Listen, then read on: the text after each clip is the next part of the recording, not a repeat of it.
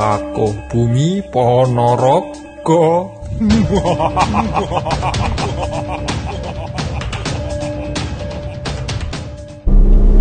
Hai, selamat datang ke Blog Monetary Heritage. Kami dari Kumpulan 2 akan membawa anda mengenali legasi tarian barongan yang terkenal di Johor. Yo!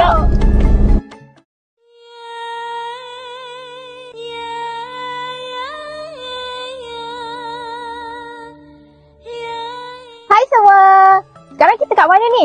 Keraton Mbak Anang. Keraton Mbak Anang berada di Parit Bugis semua. Jom kita terus ke tarian barongan. Kain sutera jemur di taman, pakaian putih raja kayangan. Tarian Nusantara di telan zaman. Mari kenali tarian barongan.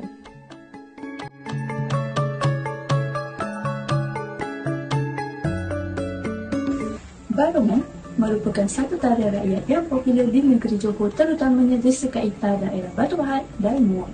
Asal-usul tarian ini adalah dari Jawa Indonesia yang dibawa masuk oleh masyarakat Jawa ke Tanah Melayu pada sekitar tahun 1722, iaitu ketika era jatuhan kerajaan Riau Linggau.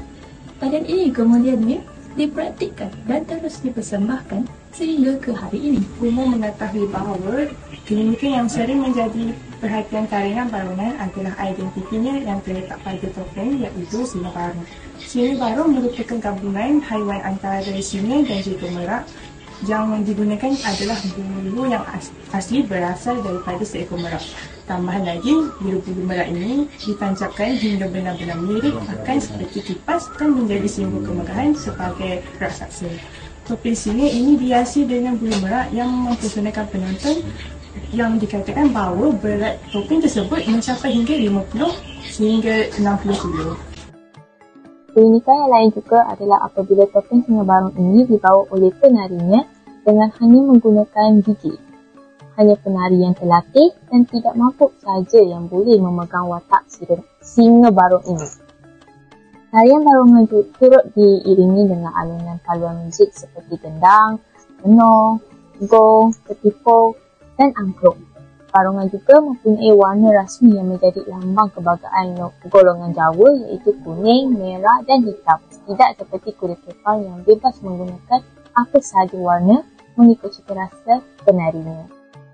Titik permulaan tarian barongan atau lebih dikenali sebagai Riok Ponorogo ini diinspirasikan daripada cerita rakyat versi Bantarangin. Terdapat beberapa watak penting yang dimainkan sepanjang persembahan berlangsung. Mari kita kenali watak-watak dalam tarian barongan ini. Yang pertama ialah Prabu Kelana Sewandono, watak utama dalam pementasan tarian barongan. Beliau merupakan seorang raja yang berasal dari kerajaan Bantarangin yang ingin melamar Diah Ayu Dewi Songgolangit, puteri dari kerajaan Kediri.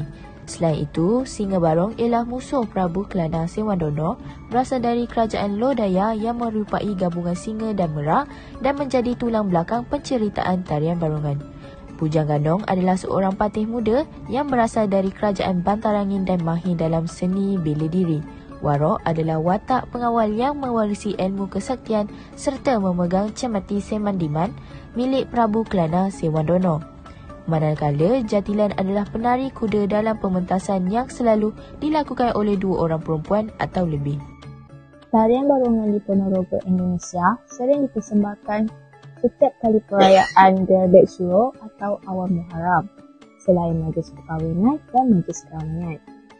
Berbeza di Malaysia, tarian ini sering dipersembahkan di festival kebudayaan atau sebagai penyambut tetamu dan nama sebagai majlis perasmian.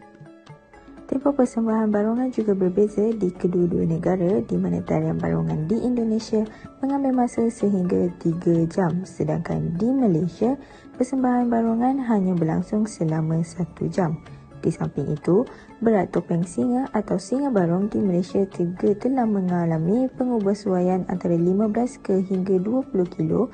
Di Indonesia, berat singa barong mencecah sehingga 60 kilogram. Gerak-geri lah. Gerak-geri tarian tu.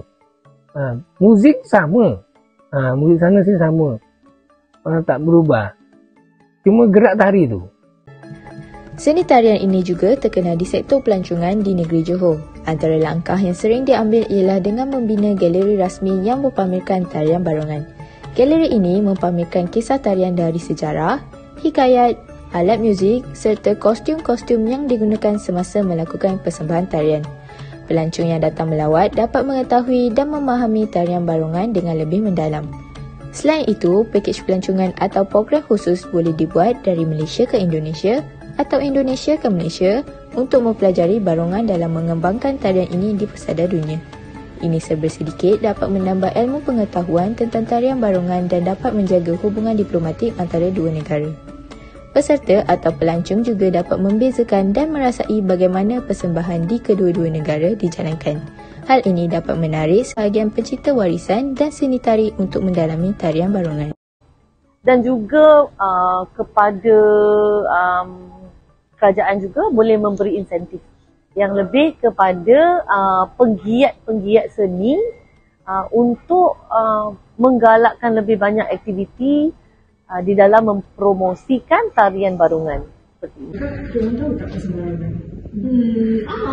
Tak sure lah. Jom kita tanya. Tahu tak pasal tarian barongan? Sejujurnya tak tahu dan tak pernah dengar. Tahu tak pasal tarian barongan? Tak.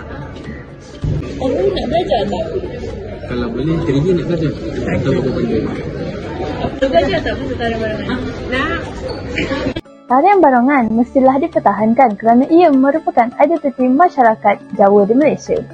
Sudah tiba masanya tarian barongan ini diketengahkan lalu diusahakan secara turun-temurun supaya generasi akan datang tidak buta budaya. Sebab kata pepatah, tak dapat efisien, tak lekang ambil tanah. Yang sahaja daripada kami, berharap pengetahuan ini dapat dimanfaatkan oleh anda semua.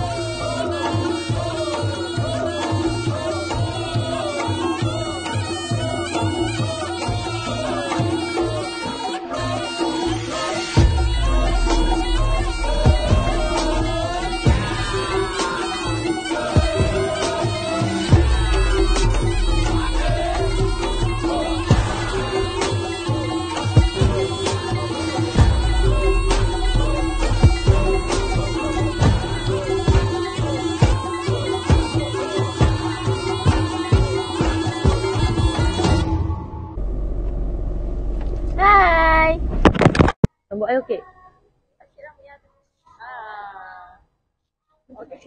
I nak pergi buat rambut ni sekejap lagi untuk talk malam ni. Kata Jasli puasa.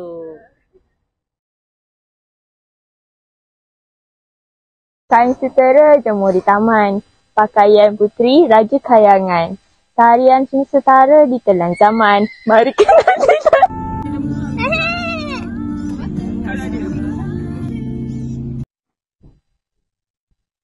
Salam.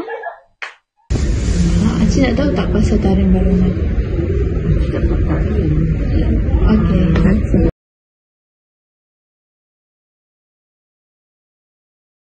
Jom kita terus ke tarian barongan.